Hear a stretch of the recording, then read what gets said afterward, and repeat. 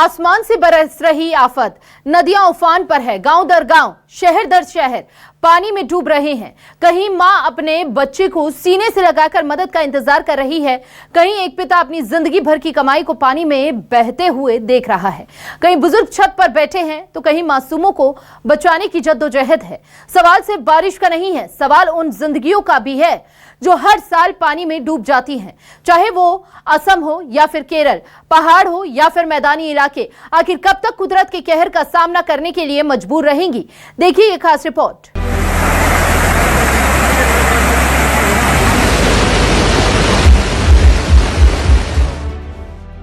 पहाड़ से मैदान तक, आसमान से बरस रही आफत।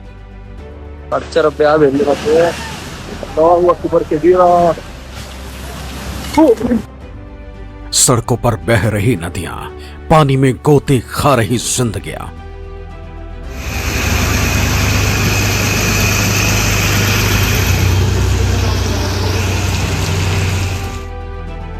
उत्तराखंड में दरक रहे पहाड़, केरल में शहर शहर सैलाब।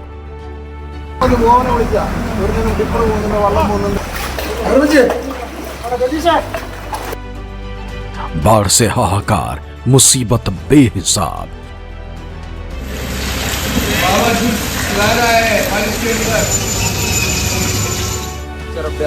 देश के कई हिस्सों में ब्रेक फेल मानसून की वजह से तबाही ने दस्तक दी।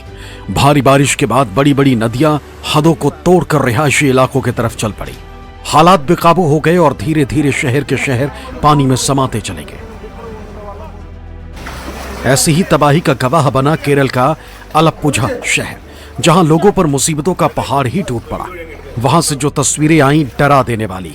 सैकड़ों घरों पर पानी ने डेरा जमा लिया।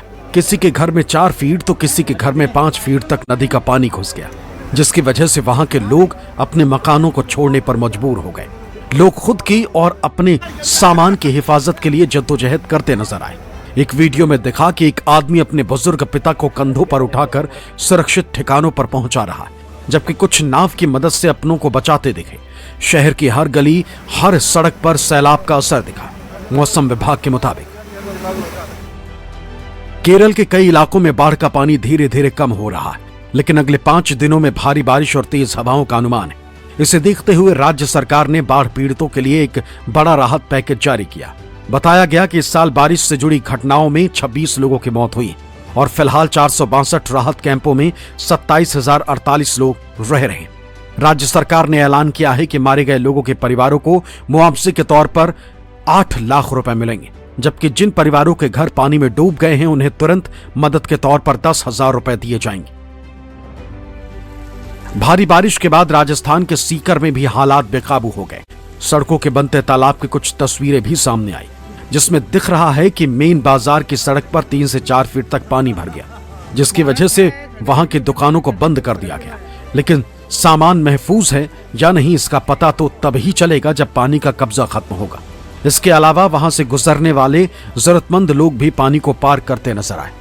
एक तस्वीर में दिखा कि 2 आदमी एक दूसरे को सहारा बने और फिर बचते बचाते पानी के बीच अपनी मंजिल की तरफ आगे बढ़ने लगे।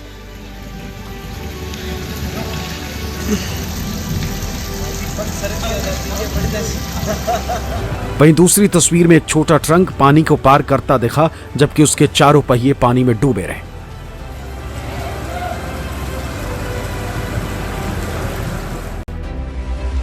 भारी बारिश के बाद पहाड़ों की जमीन खिसकना बदस्तूर जारी है।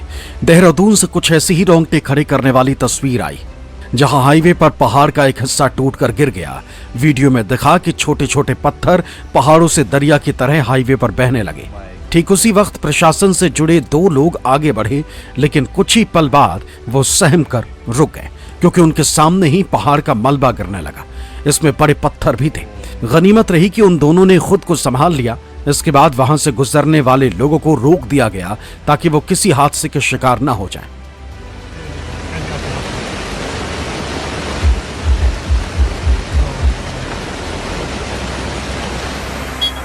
एक दूसरी जगह लैंडस्लाइड के निशाने पर एक कार आ गई। बताया गया है कि कुछ देर पहले ये कार वहां से गुजर रही थी, तभी पानी के तेज बहाव के साथ अचानक मलबा गिरा और कार को पूरी तरह अपनी चपेट में ले लिया। जिसके बाद वो रास्ता बंद हो गया। कुछ लोग पानी के बहाव को कम करने के लिए कोशिशें करते भी दिखे।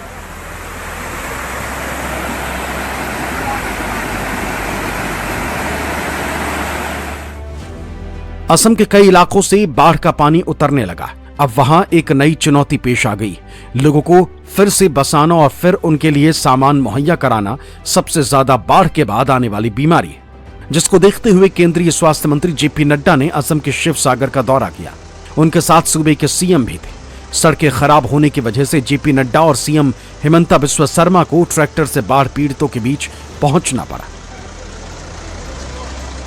कि कितना नुकसान ये बाढ़ के कारण, फ्लड के कारण, जो मौन के तरफ से जो नदी आ रही है उसके माध्यम से यहाँ गांव के गांव तकलीफ में पड़ गए।